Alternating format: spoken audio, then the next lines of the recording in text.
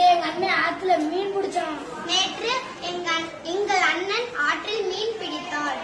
என் அண்ணன் ஆற்றில் மீன் பிடித்தான். நேற்று சந்தையில கூட்டமா இருந்துச்சு. நேற்று சந்தையில் கூட்டமாக இருந்தது.